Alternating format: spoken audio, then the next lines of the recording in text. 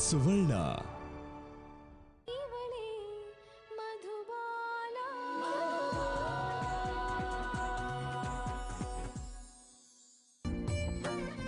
ಈ ಬೆಂಗಳೂರು ಪಾರ್ಕಲ್ಲಿ ಎಷ್ಟೊಂದು ಜನ ಇರ್ತಾರೆ ನೋಡಿ. ಈ ಟೈಮಲ್ಲಾದ್ರೂ ಓಕೆ, ಬೆಳಗ್ಗೆ ಸಂಜೆ ಟೈಮಲ್ಲಿ ಕೈ ಕಾಲಿಡಕ್ಕೆ ಜಾಗ ಇರಲ್ಲ, ಅಷ್ಟು ರಶ್ಶು. ಆ ರಶ್ಶಲ್ಲೂ ಚಂದದ ಹುಡುಗಿರಿಂದ ಓಕೆ ಒಂಥರ ಮಜಾ ಇರುತ್ತೆ.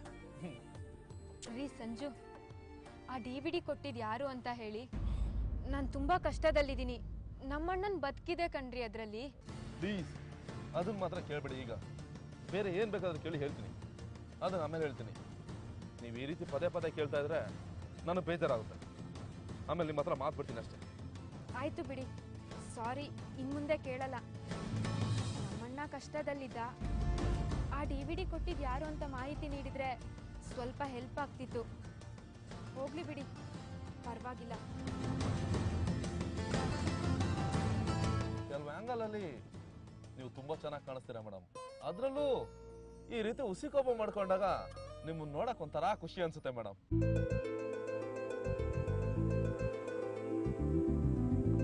ನಾನು ಹೇಳಿದ್ನಲ್ಲ, ನೀವ್ ಎಂತವ್ರನ್ನೂ ನಗ್ಸ್ಬಿಡ್ತೀರಾ ಅಂತ. ಎಷ್ಟು ಕೋಪ ಇದ್ರು ನಿಮ್ಮ ಎದುರಿಗೆ ಕರ್ಗೋಗುತ್ತೆ. ಹೌದು, ನನ್ನ ಬಗ್ಗೆ ಏನನ್ಸ್ತು? ನೀವೊಂಥರ ಒಳ್ಳೆಯವ್ರೆ. ಒಂದಷ್ಟು ವಿಷಯದಲ್ಲಿ ಹೇಳಿಸು. ನಂತರ ಲೈಫ್ನ ಎಂಜಾಯ್ ಮಾಡಕ್ ಬರಲ್ಲ. ಯಾವ ನೋಡಿದ್ರು ಜಗತ್ತೇ ತಲೆ ಮೇಲೆ ಬಿದ್ದೋರ್ ತರ ಇರ್ತೀರ. 5 ಬೇಳು ಒಂದೇ ತರ ಇರಕ್ ಆಗಲ್ಲ ಬಿಡಿ. ನಿಮ್ಮನ್ನ ಫಸ್ಟ್ ಟೈಮ್ ಮೀಟ್ ಮಾಡಿದಾಗ ರೌಡಿ ಅನ್ಕೊಂಡ್ಬಿಟ್ಟಿದ್ದೆ. ನೀವು ನನಗೆ ಅವಾಜ್ ಆಗ್ತಾಗ ಭಯ ಬಿದ್ದ್ಬಿಟ್ಟಿದೆ. ಆದ್ರೂ ತೋರ್ಸ್ಕೋಬಾರ್ದು ಅಂತ ನಿಮ್ ಮುಂದೆ ಶೋ ಕೊಟ್ಟೆ. ಈಗ ನೋಡಿ, ನಾನು ನೀವು ಎಷ್ಟು ಬೆಸ್ಟ್ ಫ್ರೆಂಡ್ ಆಗಿದ್ವಿ. ನಾನೆಷ್ಟು ಒಳ್ಳೆಯವನಲ್ಲ ಮೇಡಮ್. ಚೆನ್ನಾಗಿರೋ ಹುಡುಗಿ ಸಿಕ್ಕಿದ್ರೆ ಲೈನ್ ಹಾಕ್ತೀನಿ, ಕಿಚಾಯಿಸ್ತೀನಿ ಅನ್ನೋ ಒಂದು ವಿಷಯ ಬಿಟ್ರೆ. ಅಂದ್ರೆ ನನಗೆ ಡೈವೋರ್ಸ್ ಸಿಗೋದಿಲ್ವಾ? ನಿಮ್ಮ ಗಂಡ ಈಗಲೂ ಅವಳ ಜೊತೆನಲ್ಲಿ ಸಂಬಂಧ ಇಟ್ಕೊಂಡಿದ್ದಾರಾ? ಇದೆಲ್ಲ ಗೊತ್ತಿದ್ದು ನೀವು ಯಾಕೆ ಮದುವೆ ಮಾಡ್ಕೊಂಡ್ರಿ? ಈಗ ಸಂಬಂಧ ಇಲ್ಲ. ಮದುವೆಗೆ ಮುಂಚೆ ನಂಗೆ ಇದೆಲ್ಲ ಗೊತ್ತಿರಲಿಲ್ಲ. ಮದುವೆ ಆದಮೇಲೆ ಗೊತ್ತಾಗಿದ್ದು. ನಿಮ್ಮ ಗಂಡ ಈಗಲೂ ಅವಳನ್ನ ತುಂಬ ಇಷ್ಟಪಡ್ತಿದ್ದಾರಾ? ಅದರಿಂದ ನಿಮಗೆ ಹಿಂಸೆ ಮಾಡ್ತಿದ್ದಾರಾ ಅಥವಾ ಚೆನ್ನಾಗಿ ನೋಡ್ಕೋತಿದ್ದಾರಾ? ಮೇಡಮ್, ಬಾವ ಇವಳನ್ನ ತುಂಬ ಪ್ರೀತಿ ಮಾಡ್ತಾರೆ. ಅವ್ರಿಗೆ ಸೋನಿ ಅನ್ಕೊಂಡ್ರೆ ಆಗೋದೇ ಇಲ್ಲ.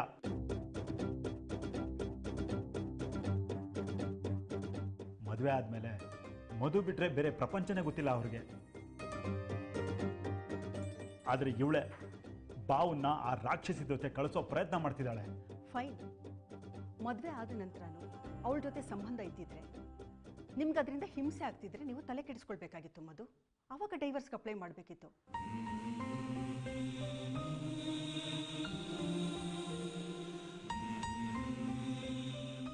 ಎಲ್ಲ ಚೆನ್ನಾಗಿದೆ ಅಂದಮೇಲೆ ಈ ಡೈವರ್ಸ್ ಯಾಕೆ? ಹೊಂದಾಣಿಕೆ ಮಾಡಿಕೊಂಡು ಪ್ರೀತಿಯಿಂದ ಇರಿ. ಹಿಂದೆ ಆಗಿದ್ದು ಆಗೋಯ್ತು. ನನಗೆ ಅವ್ರ ಜೊತೆ ಬದುಕೋದಕ್ಕೆ ಇಷ್ಟ ಇಲ್ಲ ಮೇಡಮ್. ಅದಕ್ಕಿಂತ ಹೆಚ್ಚಾಗಿ ನನ್ನಿಂದ ಇನ್ನೊಂದು ಹುಡುಗಿ ಭಾಳ ಹಾಳಾಗೋದು ನನಗಿಷ್ಟ ಇಲ್ಲ. ಅವ್ರಿಗೆ ಮದುವೆಗೆ ಮೊದಲೇ ಒಂದು ಸಂಬಂಧ ಇತ್ತು ಅಂತ ಗೊತ್ತಾದ್ಮೇಲೆ ನಿಮ್ಮ ಮನಸ್ಸಿಗೆ ತುಂಬ ಕಿರಿಕಿರಿ ಆಗಿರ್ಬೋದು, ಒಪ್ಕೋತೀನಿ ನಾನು. ಆದರೆ ಈಗ ಅದೆಲ್ಲ ಕಾಮನ್ ಮದುವೆ. ಎಷ್ಟೋ ಜನಕ್ಕೆ ಮದುವೆಗೆ ಮೊದಲೇ ಗರ್ಲ್ ಫ್ರೆಂಡ್ ಅಂತ ಇಷ್ಟ, ಸಂಬಂಧನೂ ಇರುತ್ತೆ. ಈಗಿನ ಜನ್ರೇಷನ್ನಲ್ಲಿ ಇದೊಂದು ಕಾಮನ್ ಟ್ರೆಂಡ್.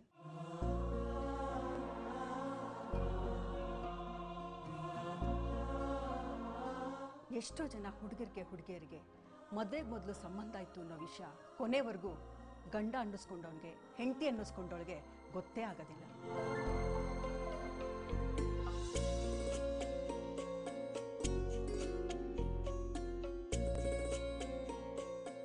ಹಾಗಾಗಿ ಅದು ಮ್ಯಾಟರೇ ಆಗೋದಿಲ್ಲ. ಮದುವೆ ಆದಮೇಲೆ ನಿಮ್ಮ ಸಂಬಂಧ ಹೇಗಿರುತ್ತೆ ಅನ್ನೋದು ಇಂಪಾರ್ಟೆಂಟ್ ಆಗುತ್ತೆ. ಹೇಳಿದ್ನಲ್ಲ ಮೇಡಮ್, ಮದುವೆ ಆದಮೇಲೆ ಭಾವ ಇವಳಿಗೆ ಯಾವುದಕ್ಕೂ ಕಡಿಮೆ ಮಾಡಿಲ್ಲ. ತುಂಬ ಚೆನ್ನಾಗಿ ನೋಡ್ಕೋತಾ ಇದ್ದಾರೆ. ಅತ್ತೆ ಮಾವಂದೇನಾದರೂ ಸಮಸ್ಯೆ ಇದೆಯಾ ಮಧು? ನಾನು ಹಾಗೆ ಹೇಳಿದ್ರೆ ನನ್ನ ಬಾಯಿಗೆ ಹುಳ ಬೀಳುತ್ತೆ ಮೇಡಮ್.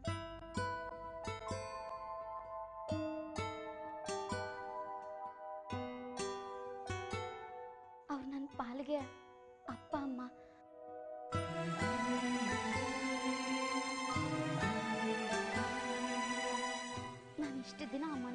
ಮಾಡ್ಕೊಂಡಿದ್ದೀನಿ ಅಂದರೆ ಅದಕ್ಕೆ ಕಾರಣ ಅವ್ರೆ. ಹಾಗಿದ್ರೆ ನಿಮಗೆ ಡೈವರ್ಸ್ ಮಾಡೋದಕ್ಕೆ ಯಾವುದೇ ಕಾರಣನೇ ಇಲ್ಲ. ಸುಮ್ಮನೆ ತುಂಬಿದ ಸಂಸಾರನ ಹಾಳು ಮಾಡ್ತಾ ಇದ್ದೀರಾ. ನಿಮಗೆ ಡೈವರ್ಸ್ ಬೇಕೇ ಬೇಕು ಅಂದರೆ ನಿಮ್ಮ ಯಜಮಾನರಿಗೆ ಮದುವೆಗೆ ಮೊದಲು ಒಂದು ಸಂಬಂಧ ಇತ್ತು ಅಂತ ನೀವು ಪ್ರೂವ್ ಮಾಡಬೇಕಾಗುತ್ತೆ. ಅದು ಎಲ್ರಿಗೂ ಗೊತ್ತಿದೆಯಲ್ಲ ಮೇಡಮ್. ಅದೆಲ್ಲ ಗೊತ್ತಿದ್ದು ಇಷ್ಟು ದಿವಸ ಹೇಗೆ ಸಂಸಾರ ಮಾಡಿದ್ರಿಂದ ಕೋರ್ಟು ಕೇಳುತ್ತೆ. ನೀವು ಅದಕ್ಕೆ ಉತ್ತರ ಕೊಡಬೇಕಾಗತ್ತೆ. ಅದು ಸರಿ, ಮದುವೆ ಆಗಿ ಎಷ್ಟು ದಿವಸ ಆಯಿತು? 1.5 ವರ್ಷ ಆಯಿತು. ಓಕೆ.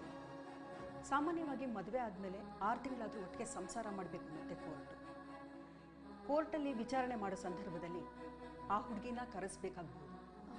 ಸರಿ ಮೇಡಮ್, ಅದನ್ನೆಲ್ಲ ನಾನು ಮಾಡ್ತೀನಿ. ಸರಿ, ಹಾಗಿದ್ರೆ ತಕ್ಷಣಕ್ಕೆ ನಿಮಗೆ ಡೈವರ್ಸ್ ಸಿಕ್ಕಲ್ಲ.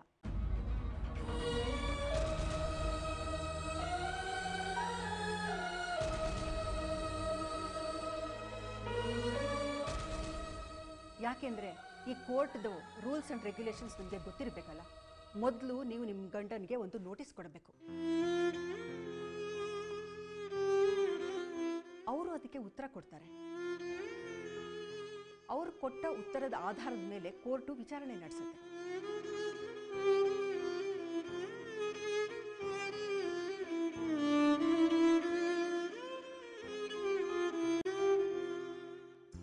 ಸಾಕ್ಷಿಗಳನ್ನು ಕರೆಸ್ಕೊಳ್ಳುತ್ತೆ.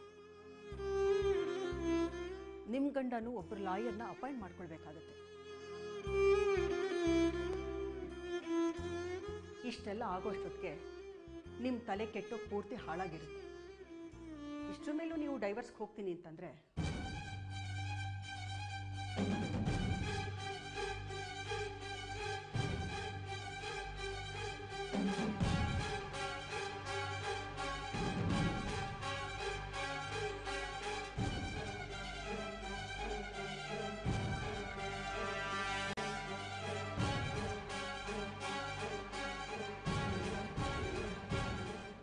ನೀವು ಇದಕ್ಕೆ ಸೈನ್ ಮಾಡಿ.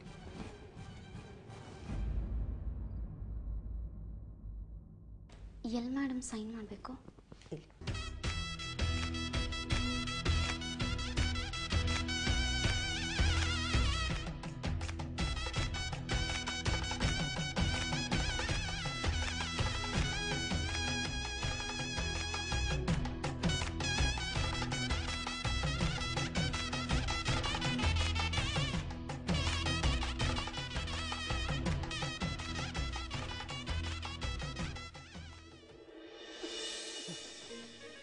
ನಾನು ಅಷ್ಟೇ ಕಣ್ರಿ, ನಿಮ್ಮನ್ನ ನೋಡಿ ಪೋಲಿ ಹುಡುಗ, ನಿಮ್ ಈ ಕೂದ್ಲು ನೋಡಿ, ಹುಡ್ಗಿರ್ನೆಲ್ಲ ನೋಡ್ತಿದ್ದಿದ್ ರೀತಿ ನೋಡಿ ಇವ್ರ ಸವಾಸನೆ ಬೇಡ, ಯಾವ್ದೋ ರೌಡಿ ಗ್ಯಾಂಗೋರ್ ಇದ್ದಂಗಿದ್ದಾರೆ ಅಂದ್ಕೊಂಡಿದ್ದೆ. ಆದ್ರೆ ತುಂಬಾ ಒಳ್ಳೆ ಮನ್ಸಿದೆ ಕಣ್ರಿ ನಿಮ್ಗೆ. ಈ ಸಂಜೋದನ್ನೇ ಹಾಗೆ ಮೇಡಮ್. ನಾನು ಫ್ರೆಂಡ್ಶಿಪ್ ಮಾಡಿದ್ರೆ ಹುಡುಗಿರು ಬೆಣ್ಣೆ ಹಾಕಿ ಕರ್ಕೊಂಡು ಹೋಗ್ತಾರೆ. ಅಷ್ಟು ಮುಗ್ಧ ಹುಡುಗ. ಬೇರೆಯವ್ರ ಮನ್ಸಿಗೆ ನೋವು ಮಾಡಿ ನಾನು ಖುಷಿ ಪಡೋದು ನನ್ನ ಜೈಮಾನನೇ ಅಲ್ಲ. ಲೇ ಸಂಜು, ನಾನು ನಿನ್ನನ್ನು ಪ್ರೀತಿಸ್ತಾ ಇದ್ದೀನಿ ಅಂತ ನಿಂಗೆ ಈಗಲೇ ಹೇಳ್ಬಿಡ್ಲಾ? ನೀನು ನನ್ನನ್ನು ಒಪ್ಕೊಳ್ತೀಯ ಅಂತ ನಂಗೆ ಗೊತ್ತು. ಅದಿಲ್ಲ ಅಂದರೆ ನನ್ನನ್ನು ಇಷ್ಟೊಂದು ಪ್ರೀತಿಯಿಂದ ಮಾತಾಡಿಸ್ತಾ ಇರಲಿಲ್ಲ. ನೀನೇ ಐ ಲವ್ ಯು ಅಂತ ಹೇಳ್ತೀಯೇನೋ ಅಂತ ನಾನು ಕಾಯ್ತಾ ಇದ್ದೀನಿ ಅಷ್ಟೇ. ಆದ್ರೆ ಈ ಹುಡುಗಿ ಅನ್ನೋ ಮೊಹ ಒಂಥರ ಕಚ್ಚುಗುಳಿ ಅಲ್ವಾ? ಅವ್ರು ಬಲೆಯಲ್ಲಿ ಸಿಕ್ಕಾಕೊಂಡ್ಬಿಟ್ರೆ ಹೃದಯ ಮೀನಿನ ತರ ಬಿಲಬಿಲ ಅಂತ ಒದ್ದಾಡ್ಬಿಡೋದು. ಆ ಪ್ರೀತಿ ಒದ್ದಾಟದಲ್ಲಿ ಸಿಗೋ ಖುಷಿನ ಹೇಳ್ಕೊಳಕ್ಕೆ ಆಗಲ್ಲ ಅಲ್ವಾ ಮೇಡಮ್? ಓ ಹೌದಾ? ಹುಡುಗಿ ಹೇಗಿದ್ದಾಳೆ ನೋಡಕ್ಕೆ? ನಿಮ್ ತರನೇ ಇದಾರೆ, ಹೈಟು ವೆಯ್ಟು ಎಲ್ಲದ್ರಲ್ಲೂ. ನಾನು ಹೇಳ್ತಿದ್ನಲ್ಲ, ನಾನು ನೋಡಿದ್ರೆ ಹುಡುಗಿರು ಬೆಣ್ಣೆ ತರ ಕರ್ಗೋಗ್ತಾರೆ ಅಂತ. ಆದ್ರೆ ಇತ್ತೀಚೆಗೆ ನಾನೇ ಒಂದು ಹುಡುಗಿಗೆ ಮೋಡ ತರ ಕರ್ಗೋಗಿದ್ದೀನಿ ಮೇಡಮ್. ಸಂಜು, ನಾನು ನಿನ್ನ ಬಾಯಿಯಿಂದ ಈ ಮಾತು ಕೇಳಬೇಕು ಅಂತ ಎಷ್ಟೊಂದು ದಿನದಿಂದ ಕಾಯ್ತಾ ಇದ್ದೀನಿ ಗೊತ್ತಾ? ಹಾಗೆ ಒಂಚೂರು ಮುಂದೆ ಬಂದು ಐ ಲವ್ ಯು ಅಂತಲೂ ಹೇಳ್ಬಿಡು. ನನ್ನ ಹೃದಯದ ಒದ್ದಾಟನೂ ಕಡಿಮೆ ಆಗುತ್ತೆ. ಹೌದು, ಅವಳು ನಿಮ್ಮನ್ನು ನೋಡಿ ಕರ್ಗಬೇಕಲ್ವಾ? ನೀವ್ಯಾಕೆ ನಿಮ್ಮ ಪ್ರೀತಿ ವಿಚಾರ ಇನ್ನೂ ಅವಳಿಗೆ ಹೇಳಲಿಲ್ಲ? ವಿಷಯ ಇರೋದೇ ಅಲ್ಲಿ ನೋಡಿ. ಅವಳು ನನ್ನ ಪ್ರೀತಿಸ್ತಾಳ ಅನ್ನೋದೇ ಪ್ರಶ್ನೆ. ನಾನು ಪ್ರೀತಿನ ಹೇಳಬೇಕು ಅಂತಿದ್ದೀನಿ, ಆದ್ರೆ ಸರಿಯಾದ ಟೈಮ್ ಕೂಡ ಬಂದಿಲ್ಲ. ಹೀಗೆ ನಿಮ್ ತರ ಎದುರಿ ಸಿಕ್ಕಿದ್ರೆ ನನ್ನ ಪ್ರೀತಿನ ತಟ್ ಅಂತ ಹೇಳಕ್ಕಾಗುತ್ತಾ? ಇಲ್ಲ ಅಲ್ವಾ? ಪ್ರೀತಿನ ಎಕ್ಸ್ಪ್ರೆಸ್ ಮಾಡೋದಕ್ಕೆ ಒಂದು ರೊಮ್ಯಾಂಟಿಕ್ ಆಗಿರೋ ಜಾಗ ಬೇಕು ಮೇಡಮ್.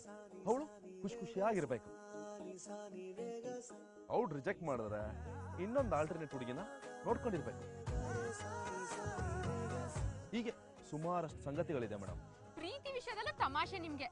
ಅದಿನ್ ನಿಮಗೆ ಎಂತ ಹುಡುಗಿ ಸಿಗ್ಬೋದು ಅಂತ ನನ್ಗಂತೂ ಕುತೂಹಲ ಇದೆ. ಸ್ವಲ್ಪ ದಿನ ಕಾಯಿರಿ, ನಿಮಗೂ ಗೊತ್ತಾಗುತ್ತೆ. ನಂಗೆ ಗೊತ್ತು ಸಂಜು, ನಿನ್ನ ಮನಸ್ಸಲ್ಲಿರೋದು ನಾನೇ ಅಂತ. ಆದರೂ ನೀನು ತುಂಬ ಚೆನ್ನಾಗಿ ಚಮಕ್ ಕೊಡ್ತೀಯ. ಇರಲಿ ಬಿಡು, ಇಷ್ಟು ದಿನನೇ ಕಾದಿದ್ದೀನಂತೆ. ಇನ್ನು ಸ್ವಲ್ಪ ದಿನ ಕಾಯ್ತೀನಿ ನಿನ್ನ ಬಾಯಿಯಿಂದನೇ ಐ ಲವ್ ಯು ಅಂತ ಕೇಳೋಕ್ಕೆ.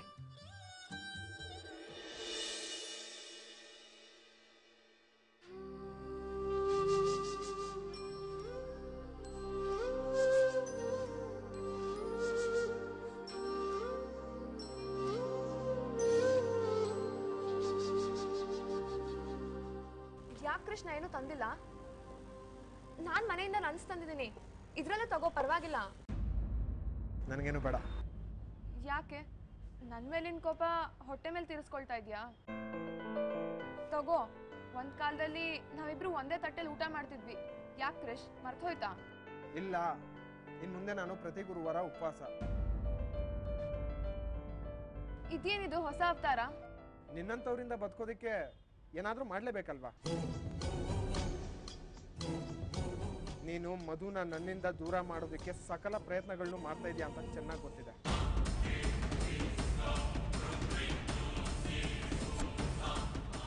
ಹಾಗೆ ನಾನು ಮಧುನ ಉಳಿಸ್ಕೊಳ್ಳೋದಕ್ಕೆ ಎಲ್ಲ ಥರದ ಯತ್ನನೂ ಮಾಡ್ತಾ ಇದ್ದೀನಿ.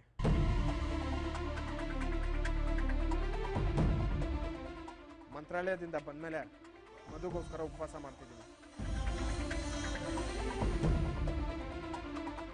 ಸಂಜೆವರೆಗೂ ಒಂದು ಲೋಟ ನೀರು ಕೂಡ ಕುಡಿಯೋದಿಲ್ಲ. ಮಾಡು ಮಾಡು, ಇನ್ನು ಎಷ್ಟು ದಿನ ಏನೇನು ಮಾಡ್ತೀವಿ ಎಲ್ಲ ಮಾಡು. ನನಗೆ ಗೊತ್ತು ಸೋನಿಯಾ, ನೀನು ನನ್ನನ್ನು ಮಧುವಿಂದ ದೂರ ಮಾಡೋದಕ್ಕೆ ಎಷ್ಟೆಲ್ಲ ಪ್ರಯತ್ನ ಪಡ್ತಿದ್ಯಾ ಅಂತ. ಆದರೆ ಅದ್ಯಾವುದು ಫಲಿಸಲ್ಲ.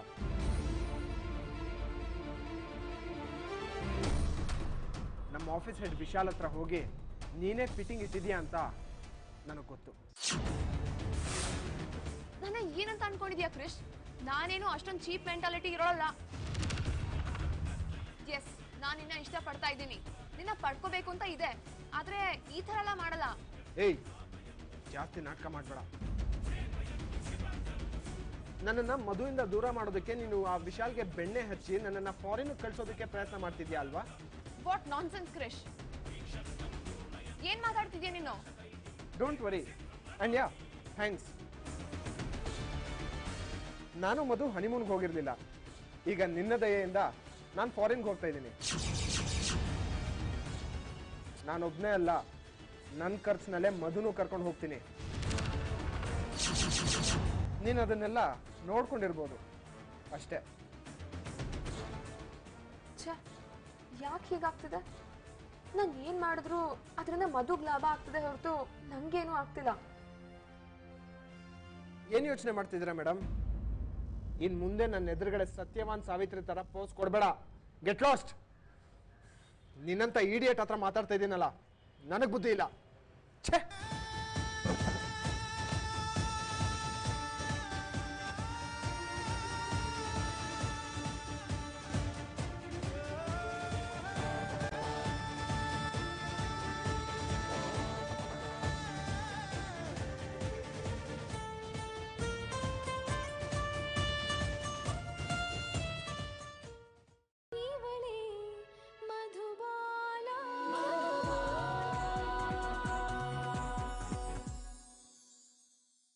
ಮಧು, ಇನ್ನೊಂದು ಸತಿ ಸರಿಯಾಗಿ ಯೋಚನೆ ಮಾಡಿ ನೋಡಿ.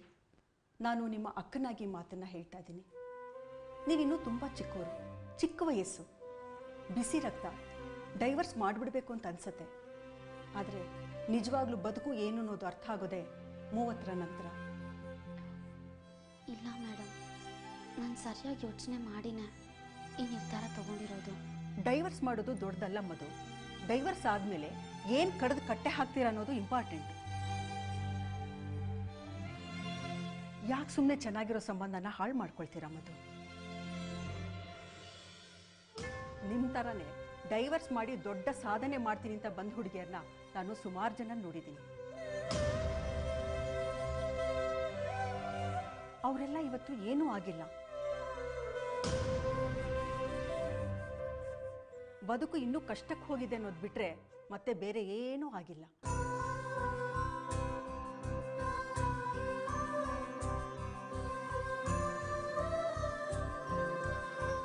ಒಂದು ಗಂಡ ಒಂದು ಹೆಂಡತಿ ಅನ್ನೋದು ನಮ್ಮ ದೇಶದ ಸುಂದರವಾದ ಕಲ್ಪನೆ. ಅದಕ್ಕೆ ಕೋರ್ಟ್ ಕೂಡ ಡೈವರ್ಸ್ ಅನ್ನೋದಕ್ಕೆ ಉತ್ತೇಜನ ಕೊಡೋದಿಲ್ಲ.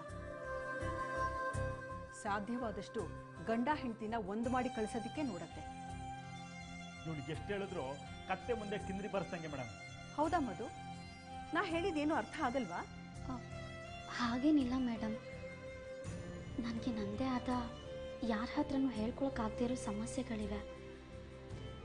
ನಾನೀಗ ಡೈವೋರ್ಸ್ ಮಾಡಬೇಕು ಅಂತ ನಿರ್ಧಾರ ತಗೊಂಡಿರೋದು ನನ್ನ ಯಜಮಾನ್ರು ಮತ್ತು ನಮ್ಮ ಮನೆಯವ್ರ ಸಂತೋಷಕ್ಕಾಗಿ. ಮಧು, ಡಾಕ್ಟರ್ ಹತ್ರ ಲಾಯರ್ ಹತ್ರ ಸುಳ್ಳು ಹೇಳಬಾರ್ದು ಅನ್ನೋದು ಗೊತ್ತಿದೆ ತಾನೆ? ಏನೇ ಸಮಸ್ಯೆ ಇದ್ರೂ ಹೇಳಿ, ಅದಕ್ಕೆ ಪರಿಹಾರ ಹುಡ್ಕೋಣ.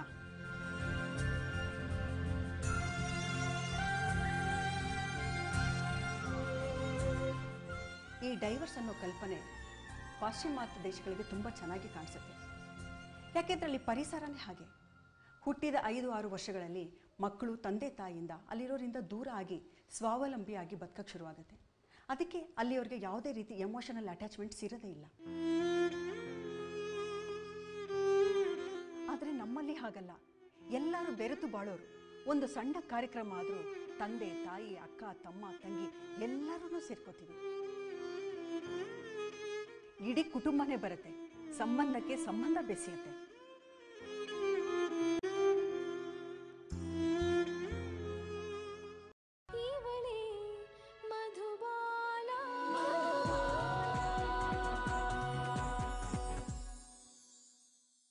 ಆದರೆ ನಮ್ಮಲ್ಲಿ ಹಾಗಲ್ಲ. ಎಲ್ಲರೂ ಬೆರೆತು ಬಾಳೋರು. ಒಂದು ಸಣ್ಣ ಕಾರ್ಯಕ್ರಮ ಆದರೂ ತಂದೆ ತಾಯಿ ಅಕ್ಕ ತಮ್ಮ ತಂಗಿ ಎಲ್ಲರೂ ಸೇರ್ಕೋತೀವಿ.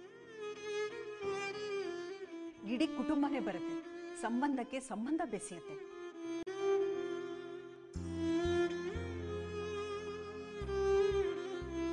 ಇಂಥ ಒಂದು ಸಮಾಜದಲ್ಲಿ ಮದುವೆ ಆದ ಒಂದು ಹೆಣ್ಣು ಗಂಡನ್ ಬಿಟ್ಟು ಏಕಾಂಗಿಯಾಗಿ ಬಾಳೋದು ತುಂಬಾ ಕಷ್ಟ ಮಧು. ನೀವು ಹೇಳೋದು ಸತ್ಯ ಮೇಡಮ್.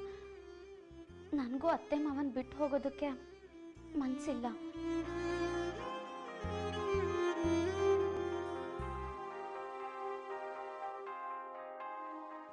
ಆದರೂ ನಾನು ಅನಿವಾರ್ಯತೆಯಲ್ಲಿದ್ದೀನಿ. ಒಂದು ಸತಿ ನೋಟಿಸ್ ಕೊಟ್ಟ ಮೇಲೆ ಮನೆಯಲ್ಲಿ ಚೆನ್ನಾಗಿರೋ ಸಂಬಂಧಗಳು ಹಾಳಾಗುತ್ತೆ. ಅದಕ್ಕೆ ನಾನು ನೋಟಿಸ್ ಕೊಡೋ ಮೊದಲೇ ಬುದ್ಧಿವಾದ ಹೇಳ್ತಾ ಇದ್ದೀನಿ.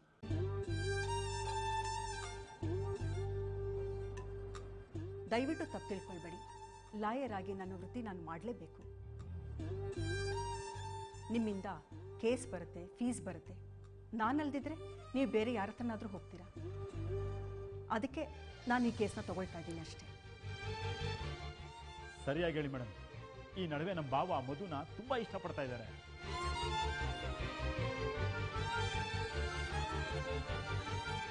ಮನೆಯವ್ರಿಗೆಲ್ಲ ಇವಳು ಸೊಸೆ ಅಲ್ಲ, ಮಗಳು, ಸ್ವಂತ ಮಗಳು.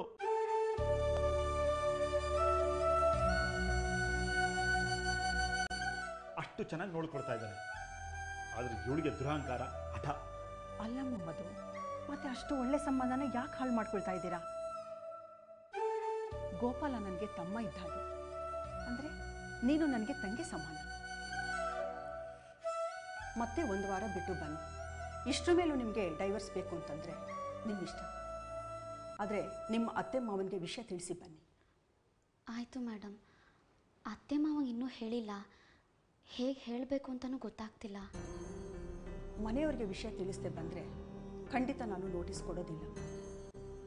ಚೆನ್ನಾಗಿ ಯೋಚನೆ ಮಾಡಿ ಒಂದು ನಿರ್ಧಾರಕ್ಕೆ ಬಂದು 1 ವಾರ ಆದಮೇಲೆ ಬನ್ನಿ. ತುಂಬ ಥ್ಯಾಂಕ್ಸ್ ಮೇಡಮ್. ನಾವೇನು ಬರ್ತೀವಿ.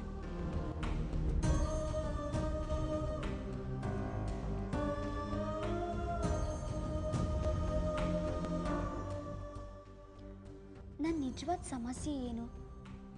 ನಾನು ಯಾಕೆ ಹೀಗೆ ಮಾಡ್ತಿದ್ದೀನಿ? ನನ್ನ ಆರೋಗ್ಯ ಮುಂದೆ ಏನಾಗುತ್ತೆ ಅಂತ ಲಾಯರ್ ಹತ್ರ ಹೇಳ್ಬಿಡ್ಲಾ? ಮಧು, ಇನ್ನೂ ಏನು ಯೋಚನೆ ಮಾಡ್ತಾ ಇದೀಯಾ? ನಡಿ.